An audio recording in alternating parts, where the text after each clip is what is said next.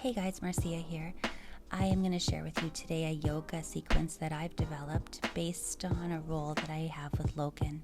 So as we get into it, right away I'm going to grab his wrist and pull guard, trying to extend my legs and keep him away. He breaks that grip and puts my legs over my head to stack, and then starts to come into a knee cut position. I'm able to recover my guard here by getting my butterfly hooks in. Losing the underhook battle, he gets my back down to the floor. As he puts his head down and jumps over, I'm hoping I can push his head and recover my guard, but he's holding on, so instead I move into a turtle position.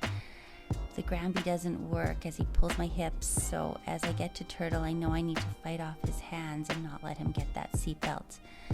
He gets his one knee in and pulls me over to get his other hook in, so I'm going to bend forward. That way he does not get his seatbelt. So looking at this as a yoga perspective, this is going to be the double toe hold pose. As he puts my legs over my head, this will be happy baby, which I'm very comfortable in, so I can always think about my recovery as he's doing it. Here's a variation of the butterfly pose. Again, trying to be very comfortable here so that I don't have stress put onto my hips.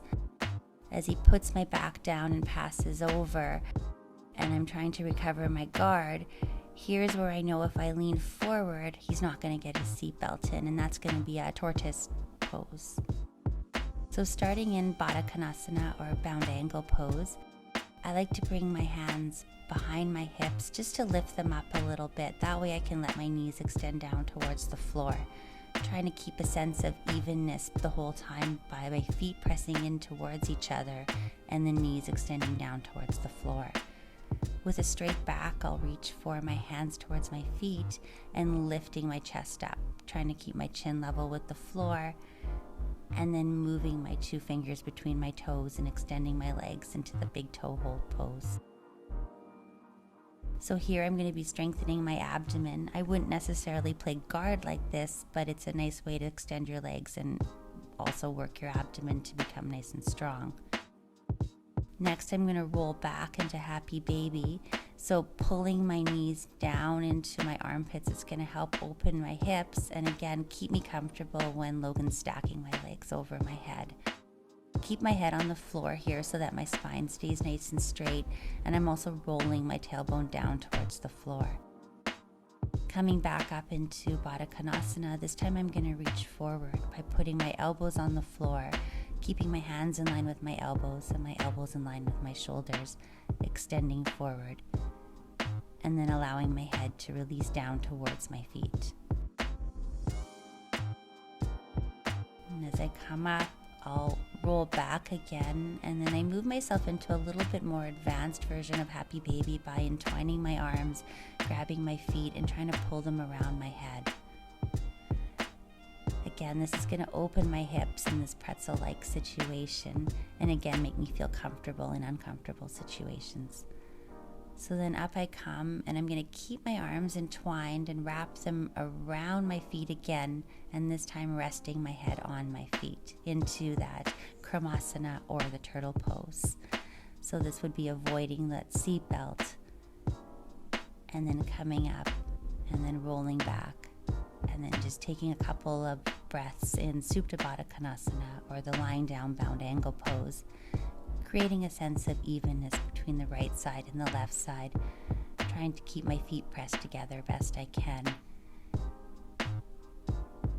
and then bringing my feet together, rolling up. And that's my sequence.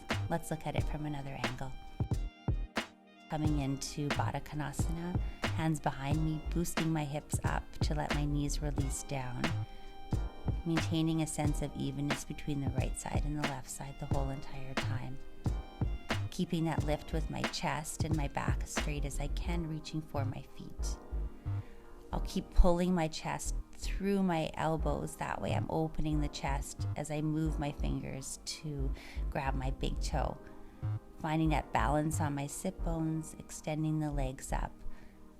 Getting a great stretch to my legs, I extend out through my heels, drawing my toes back, using my abdomen to keep me in this upright boat pose. I can keep holding on to my toes, but I like to move my hands to grab my feet as I pull my knees down into happy baby. So again, I'll keep my head on the floor in line with my spine, and then I'm thinking about rolling my tailbone down. That's going to help open the hips a little bit more and keep me very comfortable here. As I roll up, I'll walk my fingers forward so I can get that nice forward extension, and then releasing the elbows down towards the floor and my head down towards my feet. And then looking at these poses with a little bit more of a pretzel-like advanced idea, I'm going to roll back again, this time bringing my arms in between my legs, wrapping them around my feet, and trying to pull my feet behind my head. So ideally one day I'm going to bring my head right between my feet. Keep pulling my tailbone down and keep pulling my feet towards my head. As I roll up, I'm going to maintain that entwine as I grab my feet and then let my head rest on my toes. And here is the turtle pose, or Karmasana. After I've stayed here for a few breaths, I'm going to untwine my arms, roll myself back, and just rest in Supta Baddha Konasana, or bound angle pose, for a few breaths. I like to bring my hands to my heart and to my belly so that I can feel my breath and concentrate on the breathing techniques.